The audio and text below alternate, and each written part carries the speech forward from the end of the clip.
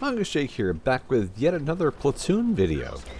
Last time my wife and I had G-Man Surf platooning with us, and now we have RaynorShyne in the M44, while I'm in the Jagdpanzer IV, and she's in her T-50-2, as you can see her racing on up ahead, and I am pretty much her only support here on the eastern side of the Erlenberg map. And I am, of course, in that Jagdpanzer IV, which is one of my absolute favorite vehicles in the whole game. It's, I think, highly, highly underrated and very underappreciated. And that's fine. It's one of my favorites. Not everybody has to love it, but I do. The combination of a very low profile, which gives it very high concealment ratings, and with the short 88, which is very common in a whole bunch of mid-tier German vehicles. The short 88 with this reload, it's spitting out 220 damage basically almost every 4 seconds, which is insane for its DPM. And with her here to spot, as well as now an ELC has joined, and while it looked like I was going to be the only support, we do have a tier 5 VK 3001, and he is going to be on the lower ground, so we lose the ELC immediately. But it looks like we actually have maybe enough over here, because this thing's withering fire is just wonderful, to say the least. You don't have to have great aim, because just fling the shot, and then the only thing you have to worry about is your ammo capacity. And of course, we're not lacking of support. If needed, we have RaynorShyne and the M44 to call on.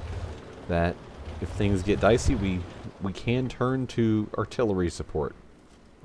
Love it or hate it. I mean, I'm normally the target of any enemy artillery, so that's why a lot of times I've had to change my playstyle to be more of the at-range concealed. If I play a heavy or a medium that's brawling, I am getting hit by every single artillery in the game.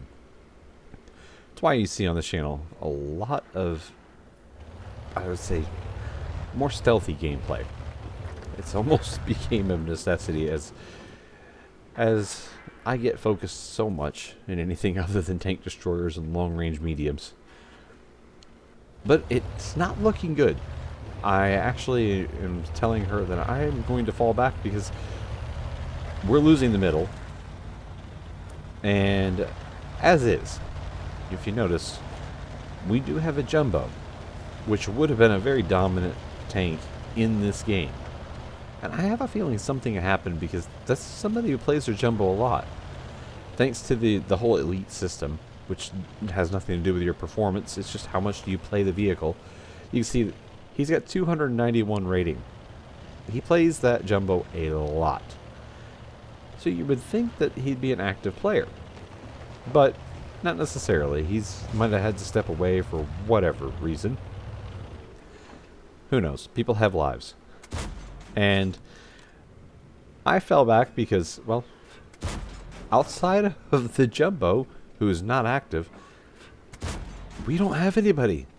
Just a grill in the middle. And this isn't tier 10, so this is a grill that's artillery. Now, my wife also came back, leaving, unfortunately, the VK 3001 as the last person on the east flank, but the west flank's not doing much better. They just had a Stug and a Hellcat over there, so we're basically down to a tier 5 and tier 6 on either flank, with an AFK player at base, and then a light tank and an artillery in the middle. And of course they're being pushed by the victorious heavies, who on the enemy team won the whole center. And now the jumbo being gone, the enemy team knows that we were absolutely down one of our most durable tier 6s, and there goes the Hellcat. So, and our Stug. So now, outside of our platoon, we have that one lone VK, and that's it.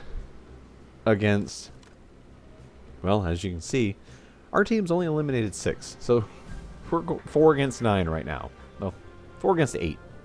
So we're 2-1. And yes, I have made myself a little bit of a nest back here, and I will make it even larger nest. And this is where you gotta be careful, because coming up here soon, you'll see I start knocking down more trees, because I want to basically conceal myself as much as possible, because I have a very nagging suspicion that the enemy T-37, who absolutely could be a pivotal player in this game, I keep suspecting that he'll be over here flanking on the east until he gets spotted just now. That's why I kept panning the camera back over towards the hill, because this would be an ideal time. If I was in a mobile vehicle, I would be up on that hill right now. Even the enemy Stug, I would move up there. Maybe not the Nashorn, but I keep looking up there because I would, if it was me, I would be up there on that hill already. Because it's very obvious where our team is. You know, one of the enemy artillery, well, he's tried to blind fire over here when he sees the trees fall. And I've shot multiple enemies from this position, so they should be communicating. I know this is World of Tanks, but they should be communicating to each other that, hey, the Jagdpanzer shot me from here. That's useful. And we see there's 3 of them all together in the west. So absolutely they'll be pushing that way.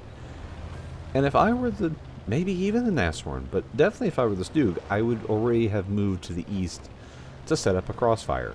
So as they push in from the west, if I was the enemy Stug, I would be up there on that ridge line, ready to shoot anybody that got spotted. As it is, here comes the VK and the T-37. So they are making a move. And we were communicating to get RaynorShyne to get back behind me so I can be at least the last line of defense if the game goes really bad. Because right now I'm thinking that, hey, this is absolutely winnable. We're pulling back the numbers, and the enemies are pushing in the worst way they could. As I have a very errant shot, but with the Jagdpanzer IV, I don't worry about my aim. I don't worry about consistency. I just fling shots because the next one is loaded so quickly that I can just keep flinging. And as you see, my wife is dodging incoming fire and running for her life. And oddly enough, the Nashorn, he chose the weirdest way to go and approach our base. In through very close quarters. I mean, he did get our VK, but very odd. I'm just trying to sneak a shot in between buildings there, is what you're seeing me do there. And now that she took off, I am the vision. And I need to wear down this full health VK. And I keep poking forward to see why am I not getting a shot. But the VK actually got in behind the, I guess it's a gravel or dirt pile. I don't know what the enemy Nashorn was doing. He absolutely could have had a play here, but not as the lead vehicle pushing in. That's the absolute worst thing he could possibly do. But now we have the P-43 making an attempt, and I was worried that I would get spotted there because I was well within detection range, which means that the P-43 just didn't have any optics, is what that means. He probably went for gun handling or turbo, anything but optics. And that, I always believe, is a mistake. Being blind is a bad situation, no matter what vehicle you're in. As even the Hummel is pushing out, I'm actually finding it quite amusing that they're trying to keep capping while under fire. And so now, the only one unaccounted for is the enemy LAF. And with what I'm seeing, I'm thinking this is very winnable. You see, the LEF is the artillery that was taking the blind shots. The only one that has any health is that enemy VK, and he's kind of pinned in, and he does not seem to know how to approach this. You can see by people's actions, and a lot of times that can determine how you can react. And honestly, this VK-3601H could be extremely dominant, but he's trying to figure out how in the world to overcome our positioning. And I will say, it would be very difficult overall, and he is not in a good position. Because we have a light tank still alive, and my wife being able to spot, and this Jagdpanzer IV is very stealthy. Even after firing, even while firing through the bushes instead of from behind them. If the VK-3601H was running optics, he probably could spot me. The Hummel absolutely wouldn't, but we are now down to a 3-on-3 after at one point being 4 versus 9. And now I'm thinking and communicating to my wife, I'm saying, hey, why don't you flank around? And now I'm thinking all the way around. And she starts to. She actually starts to come back in through the town, and I tell her, I said, no. Go way, way wide. Because she's basically our biggest advantage. I'm racking up the damage, but in this situation, a light tank that has room to roam can absolutely single-handedly win the battle. I can back her up with some damage, and so can RaynorShyne in the M44. We absolutely can be very good support. But I was telling her, I said, just go way, way west. And then I will push in and try to find this VK. I have the health.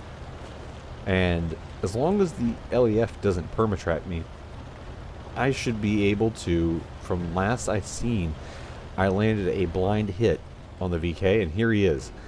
Absolutely. I should be able to get this engagement. And then, all of a sudden, the LEF. You see me locate it, ping it, and get into cover. This is key.